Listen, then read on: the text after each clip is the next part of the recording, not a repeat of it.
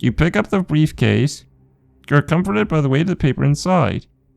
It contains the only real tangible proof of all the work you've done together and of your relationship with the professor. Clasping it tightly, you leave the flat. Unless they just replaced ours. As you're walking to Bereznik's house, you go over and over in your mind the words you'll use to explain your position. Although the general idea remains the same, you make some mental edits so you come up with the best possible phrasing for what you want to say. Reaching his house, you pass by 3 young men laughing and joking on the street outside. They look like they're 3 friends returning from a night of revelry. Running times like those, you smile and feel a little envious. Okay, why tell us about this if there could be something going on? Straighten your coat in front of the door and knock. Butler calls Bereznik, but when he comes to the door, his face gives an expression of bewilderment. Good morning, who are you? He's making fun of you and you're furious? Or surprised? Surprise. Do you mean to say you don't know me? Bereznik appears in earnest, even somewhat irate. Sorry, sir, but I'm quite sure I've never met you in my life. There must be some misunderstanding. Now, if you please, I'm a very busy man. The butler and another servant approach. Doctor pushes you lightly towards the door, as if shooting some kind of annoying insects. You turn your body to try to wedge yourself there, for the door can close. You must try and speak with Bereznik. It cannot end like this.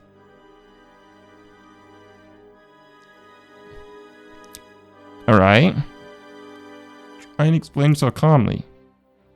Yes.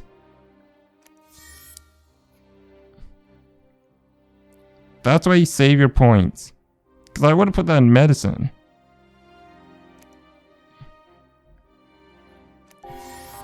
Success!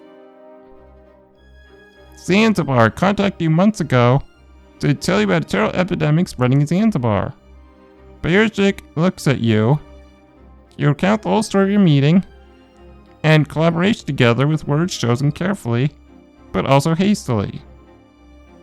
It is impossible that he remembers nothing of this, so you demand an explanation. Sir, I do not understand your intentions, but there must be some kind of terrible misunderstanding. Appears that Bereznik is considering your words, weighing up on the possibilities.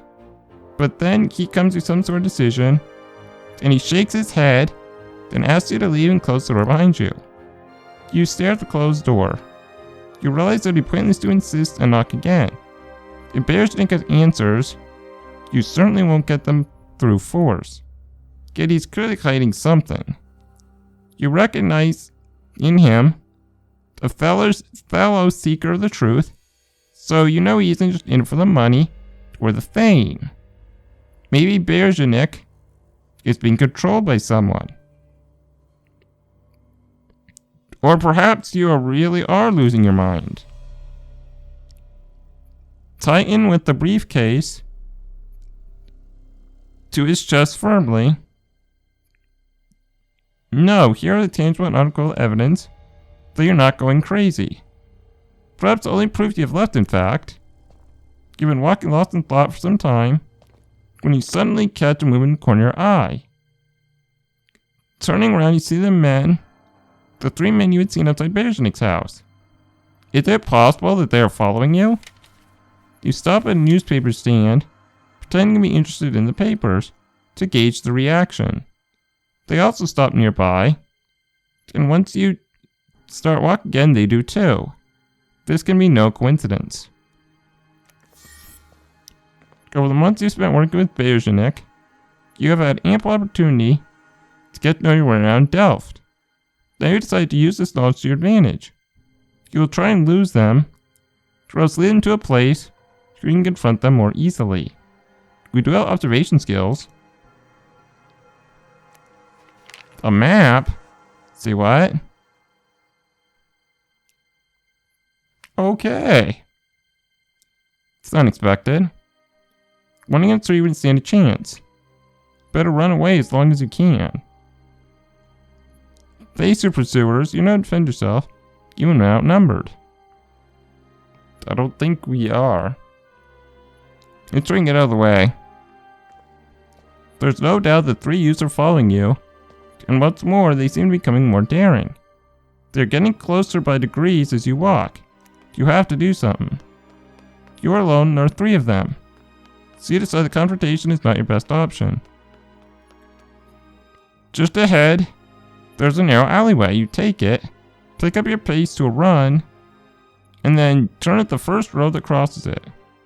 Continue to take rapid turns and accelerating, hoping to lose them to no avail. You could hear the footsteps behind you. Now they have started running. It's become a real chase.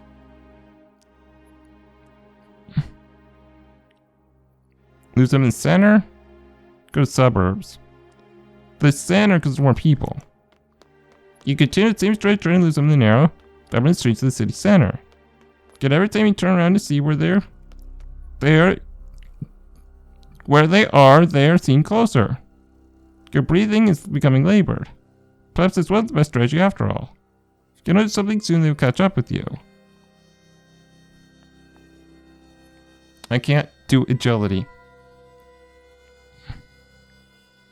Study layout of the local area, find sort of advantage. We do have observation in level 4. Can't do 5 though. Thank God. Without slowing down, you scan the area. Link for anything which could help you in your escape. The middle distance there's a cafe. Besides the rear entrance, there's a small stack of crates. As you pass, you tug on one of the crates to the bottom of the stack, making them collapse in all directions and block the alleyway. You know it won't stop them, but it should slow them down a little. Now you've succeeded in gaining a little ground on the men chasing you, it is time to think of a strategy getting away from them definitively. Well, we can't run it.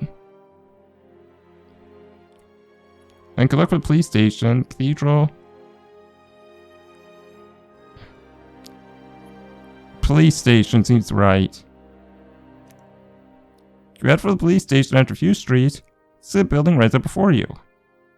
Getting closer to it, you turn to see if they're still following. You see them stop, look at each other, and then walk off in different directions. You wait for some time to be certain they have gone, then walk back to your flat. When you finally reach the front door, you are still out of breath. You manage to escape, but you feel far from safe. Going up to the flat, you find that the door has once again been forced. You look cautiously inside to see if anyone is inside, but it appears empty. As you go inside, you can plainly see someone has gone through your things again. This time less care is taken to hide the fact. In fact, your papers are scattered everywhere. Luckily though, you had kept your notes with you in the briefcase. Without them, you wouldn't have been able to present the scientific community with your results. What do we get? Carefully kept the notes of your research with Bereznik. Of course. Getting 34 experience again. We don't want to get screwed over. Alright. Involvement in a scandal. Local newspapers are looking for stories like this. Scientific community of your reasons. You're confident they will listen to a colleague in need. Scientific community sounds right. After weighing it up, you determine the best thing to do is to prevent yourself directly before Dell's scientific and medical community. Thus you return to the university and meet with the rector, Van Vermeer, who in turn arranged a meeting with the medical board for that same afternoon. And see, if I lost the briefcase, I wouldn't be doing this. You'd have to get the guy himself, Bereznik. It's the only way. If we don't... but because we do, I think this is smarter. You are feeling nervous on edge by presenting your case in front of all these staid and suspicious professors. Takes you back to your student days. Although you have the strength of your convictions, The accusing attitude of these men makes you feel guilty in some strange sense. You begin recounting your side of the story regarding Bereznik's research, explaining your discoveries at Zanzibar, and the role and subsequent results of your collaboration. You close with an account of the bizarre encounter with Bereznik after the publication of your work. Dr. Huntington, these allegations are most serious. Dr. Bereznik, who is not with us today, denies not only your involvement, but even knowing you. Why exactly would a microbiologist be working with a doctor on this kind of research? Do you have any evidence to support your version of events? Yes. Wait. Oh shit. What is that actually in there? We never checked. Finally be able to solve the cold skepticism with your face. Which you face. Go up your gaze, start showing them your copies of your notes. Those notes prove nothing, Doctor. The little specific knowledge, medical competence, you may easily have written them after reading Bereznik's recent article. Moreover, why would our esteemed microbiologist have the need to contact a local doctor? Now the professor beginning to mutter amongst themselves, consternation, and you're left speechless. You didn't expect the authenticity of your notes to be challenged. It is clear that you, in some way, led them to this doubt, but maybe could still convince some of them. Rail against them, Speechcraft. Can we do it on Speechcraft, please? Damn. Oh wait, we're already at 5. Well, let's insist. Please, gentlemen, we are all scientists here. Instead of making assumptions, I would like you to examine, the empirical evidence. Please take a good look at these notes before drawing your conclusions. One of the professors nearest you takes the papers you are holding out. Look at them carefully before passing them to Van Viermer. Those papers may have been procured in various ways. Could have even stolen them for all we know. This is not tantamount proof of your testimony. Van Meer's decisive influence on this assembly leaves little room for doubt. It is clear you're not going to succeed, but you were at least able to paint a seed of uncertainty in the mind of the first professor, saw your notes, and he regards you now with a look of silent comprehension. You decide to leave these pompous fools and head to the laboratory. You arrive at the laboratory. Nobody is currently using it, so the door is locked. Try that, let's force it open. On closer inspection, seems the door has been reinforced following a recent break-in. But you will not be deterred so easily. Okay. Heavy bust from... I'm not gonna break the door down. Steal the keys. Talk to the professor who may have believed you. Yeah, let's get allies. The allies will be your key to success. You retrace your steps back along the corridor until you come to the professors are still milling around the entrance to the hall. You spot the professor who at least gave you the benefit of the doubt. Waiting till he's all alone, you go up to him and tell him that you need to get into the laboratory. After only a moment's hesitation, he leads you to the office where he gives you his copy of the keys. Getting to the laboratory door, check that no one is watching, slip the key in the lock and enter. Blink around, something gives you a strange sensation.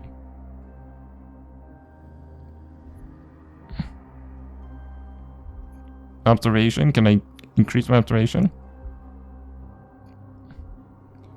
Damn it. We're only at half observation, let's try. At least we're succeeding. I know it's going to get harder and harder. You know the laboratory has been closed since you and Bereznik finished your research and you began writing up your results. Yet all around you there are unmistakable signs that the laboratory is still in use. On closer investigation, you notice the test tubes contain more or less the same samples and chemicals that you had been using. Somebody's carrying on with your research. You know it can't be Bereznik, because he has been publication. nor any laboratory technicians, who were long reassigned to other senior researchers. You cannot comprehend who is using your research nor why. You feel your ire rising once again. You've been cheated out of months of arduous work, and results have been appropriated. Maybe you should stop them. That's that crazy discovery. Medicine's pretty good.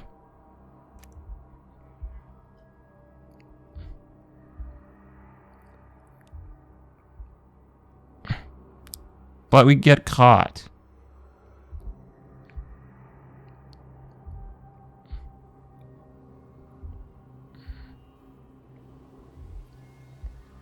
I don't know.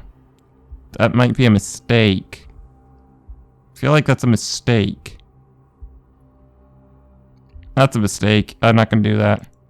Suddenly, there's a noise behind you. Someone has noticed your presence.